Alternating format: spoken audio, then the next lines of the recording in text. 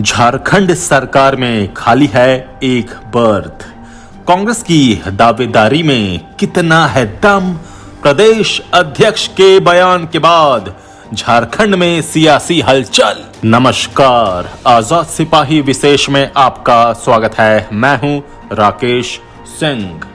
झारखंड में हफीजुल हसन के मंत्री पद की शपथ लेने के बाद कांग्रेस के प्रदेश अध्यक्ष सह मंत्री रामेश्वर उरांव ने 12वें मंत्री पद का दावा कांग्रेस की ओर से कर दिया है। इसके बाद से राजनीतिक गलियारे में चर्चा का बाजार गर्म है। हेमंत सोरेन मंत्रिमंडल में 12वें मंत्री का स्थान अभी तक खाली है। इसी पर कांग्रेस की निगाहें हैं। कांग्रेस के कई विधायक इसके लिए तगड़ी लॉबिंग भी कर रहे हैं, लेकिन उन्हें कामयाबी हासिल नहीं हुई। कुछ विधायकों ने दिल्ली तक की दौड़ लगाई और प्रत्यक्ष परोक्ष तौर पर सरकार की कार्यप्रणाली को कटघरे में खड़ा किया, लेकिन फिर भी बात नहीं बनी। हालांकि इसे लेकर झामुमो का शीर्ष नेतृत्व फिलहाल कोई संकेत नहीं देना चाहता। ये भी महज एक संयोग है कि पूर्ववर्ती भाजपा सरकार में भी पूरे टर्म मंत्री का एक पद खाली रहा। इसी पर प्रस्तुत है आजाद सिपाही के सिटी एडिटर राजीव की रिपोर्ट। शुक्रवार 5 फरवरी को हफीजुल हसन ने झारखंड के मंत्री पद की शपथ ली। इसके साथ ही हेमंत सरकार में 12वें मंत्री पद को लेकर सुगबुगाहट भी शुरू हो गई। शपथ ग्रहण में शामिल होने पहुंचे कांग्रेस के प्रदेश अध्यक्ष डॉक्टर रामेश्वर उरांव ने साफ साफ कहा कि अब मंत्री के एक खाली पद पर कांग्रेस दावेदारी करेगी। इसके बाद से झारखंड की राजनीति में हलचल तेज हो गई है। झामुमो विधायक सीता सोरेन के समर्थक भी अब आग्रह करने लगे हैं कि उन्हें मंत्री बनाया जाए। वहीं कांग्रेस खेमे में कई विधायकों की इच्छाएं हिलोरे मारने लगी हैं। वैसे संख्या बल के हिसाब से वर्तमान गठबंधन सरकार की कैबिनेट का झामुमो के पास फिलहाल 29 विधायक हैं। कैबिनेट में उसके पास 6 सीटें हैं। इसमें सीएम हेमंत सोरेन के अलावा चंपई सोरेन, जगन्नाथ महतो, जोबा मांझी, मिथिलेश ठाकुर और हफीजुल हसन शामिल हैं। वहीं 16 विधायकों वाली कांग्रेस के 4 मंत्री हैं। इनमें आलमगीर आलम, डॉक्टर रामेश्वर उरांव, बन्ना गुप्ता और बादल शामिल हैं। राजद के एकमात्र विधायक सत्यानंद भोक्ता भी मंत्री हैं। ऐसे में संख्या बल के आधार पर 12वें मंत्री के पद पर कांग्रेस के दावे का बहुत आधार नहीं दिखाई देता, लेकिन हकीकत कुछ दूसरी है।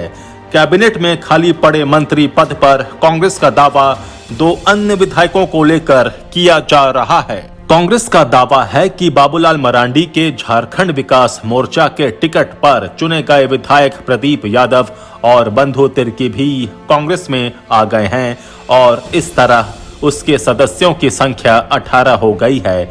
इसलिए कैबिनेट में उसके 5 सदस्य होने चाहिए, लेकिन पेंच इस बात को लेकर है कि प्रदीप यादव और बंधु तिर्की का मामला विधानसभा अध्यक्ष के न्यायाधिकरण में लंबित है। विधानसभा अध्यक्ष ने अभी तक बाबूलाल को भाजपा विधायक और बंधु तिर्की और प्रदीप यादव को कांग्रेस विधायक नहीं माना है।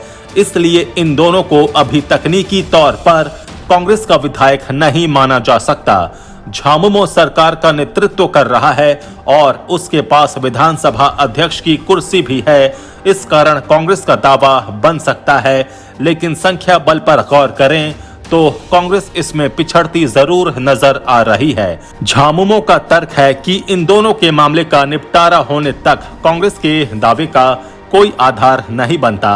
इसके जवाब में कांग्रेस का तर्क है कि विधानसभा अध्यक्ष भी झामुमो कोटे से हैं। इस कारण उसकी दावेदारी को पूरी तरह खारिज नहीं किया जा सकता है। इस पूरे प्रकरण का एक दिलचस्प पहलू और कानूनी पेंच भी है। यदि प्रदीप यादव और बंधु तिर्की को कांग्रेस विधायक के रूप में मान्यता दी गई, तो बाबूलाल मरांडी को नेता प्रतिपक्ष भी मानना मजबूरी होगी। कारण तीनों एक ही दल के टिकट पर चुनकर आए हैं। बाद में जहां बाबूलाल मरांडी ने भाजपा में पार्टी का विलय कर लिया, वहीं प्रदीप यादव और बंधु तिर्की कांग्रेस के पाले में चले गए।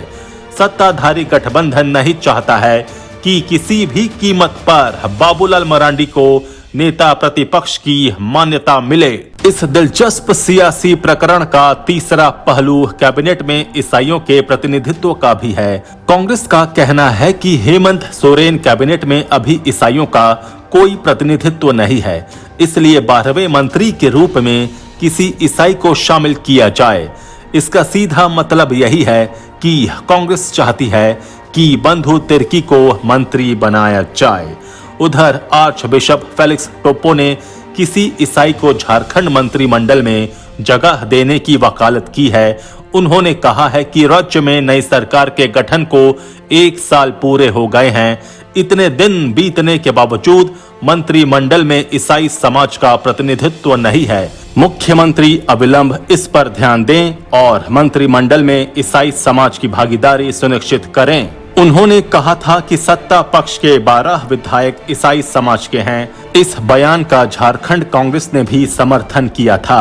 कहा था कि आर्च बिशप फेलिक्स टोप्पो की हेमंत सोरेन सरकार में ईसाई समुदाय को मंत्रिमंडल में प्रतिनिधित्व दिए जाने की मांग सर्वथा उचित है और लोकतंत्र में विचार प्रकट करने का सबको पूरा अधिकार है।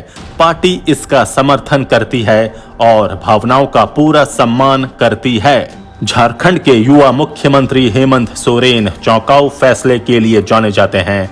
इस प्रकरण में उन्होंने अब तक चुप्पी साध रखी है, इसलिए अभी इस पर कोई पूर्वानुमान लगाना खतरे से खाली नहीं होगा कि 12वां मंत्री का पद किसके खाते में जाता है। झारखंड वासियों के लिए 12वां मंत्री पद इस कारण भी महत्वपूर्ण हो जाता है क्योंकि पिछली सरकार में 5 साल तक ये पद खाली रह गया। इस सरकार का भी 1 साल पूरा हो गया है, लेकिन 12वां मंत्री पद खाली है। इस कारण कयासों का दौर जारी है। कांग्रेस के प्रदेश अध्यक्ष डॉक्टर रामेश्वर उरांव के 12वें मंत्री पद की दावेदारी में कितना दम है ये तो समय बताएगा, लेकिन अभी से कई विधायकों के मुंह में लड्डू फूट रहे हैं। राज्य में 15 साल बाद ऐसा हुआ जब बिना विधायक बने हफीजुल हसन मंत्री बने। इससे पहले 2006 में मधु कोड़ा सरकार में भानु प्रताप शाही के पिता हेमेंद्र प्रताप देहाती को बिना चुनाव लड़े ही मंत्री बनाया गया था। हेमंत कैबिनेट में मंत्री रहे हाजी हुसैन अंसारी के बेटे हफीजुल हसन अभी विधायक नहीं हैं। शपथ लेने के बाद उन्हें 6 माह के भीतर विधानसभा का सदस्य बनना होगा। आजाद सिपाही के विशेष में अभी इतना ही। खबरों की और भी अधिक जानकारी के लिए आप पढ़ते रहिए अपना लोकप्रिय दैनिक अखबार आजाद सिपाही। आप हमारे इस YouTube चैनल को जरूर सब्सक्राइब करें। जुड़े रहिए आजाद सिपाही के साथ। धन्यवाद।